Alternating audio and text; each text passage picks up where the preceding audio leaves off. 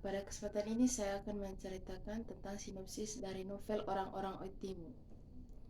Novel Orang-Orang Oitimu bercerita tentang kehidupan sosial masyarakat di pelosok Nusa Tenggara Timur pada masa kolonial.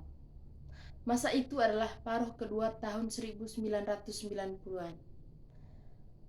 Awal cerita dimulai dengan kehebohan warga Oitimu saat persiapan menonton final Piala Dunia antara Brazil melawan Prancis.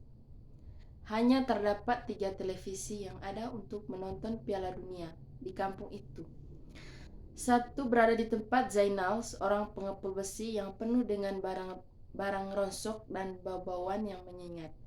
Satu di rumah Baba Ong yang pelitnya bukan main. Dan yang terakhir berada dalam sebuah pos polisi yang merangkap juga sebagai rumah milik Sersan Iping. Maka datanglah malam itu Sersan Ipi mengundang semua orang kampung untuk datang menonton di pos polisi miliknya. Mereka bersorak bahagia, apalagi Sersan Ipi menjamu mereka dengan sopi atau minuman khas NTT dan daging.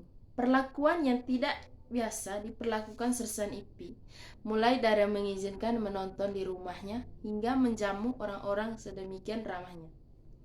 Ternyata pada saat itu Sersan Ipi sedang mengumumkan sesuatu. Langsung saja dia mengumumkan bahwa segera akan menikahi Sylvie, seorang gadis pintar dan cantiknya yang menjadi kembang desa dan dikagumi para pria muda. Dalam kegembiraan dan keriuhan yang terjadi, ada sesuatu bahaya yang sedang mengancam tengah berlangsung di rumah salah satu tokoh kampung bernama Martin Kabiti.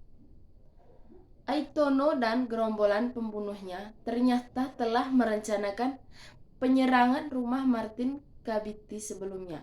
Para pria yang sedang asik menonton final Piala Dunia dan berkumpul di pos polisi itu tidak tahu bahaya yang sedang terjadi. Mereka teralihkan dan sibuk mengurus final Piala Dunia dan mengurus hati mereka yang patah karena Sylvie, sang idaman, akan dinikahi oleh Sersan Ipi. Selanjutnya adalah peristiwa kudeta di Lisabon, ibu kota Portugal, pada tahun 1974 yang berakibat pada peristiwa politik lain di Timor Timur. Lalu bergeser pada perkenalan tokoh penting bernama Amsiki. Dia dianggap pahlawan karena telah membantai tentara Jepang di sekitar kamp kerja paksa. Akibat dari kisruh peristiwa politik sebelumnya, diperkenalkan gadis Portugis bernama Laura, korban pemerkosaan masa perang yang melahirkan Sersan Ipi.